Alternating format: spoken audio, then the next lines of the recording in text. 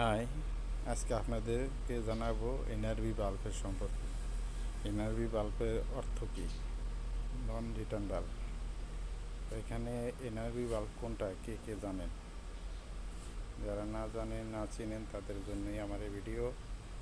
তো এই যে যে দেখতেছেন, এটা হলো এই এনআরবি বাল্ব। এনআরবি বাল্বের এই যে চিহ্ন শুধু একদিকে যাবে, রিটার্ন আসবে না, নন রিটার্ন বাল্ব।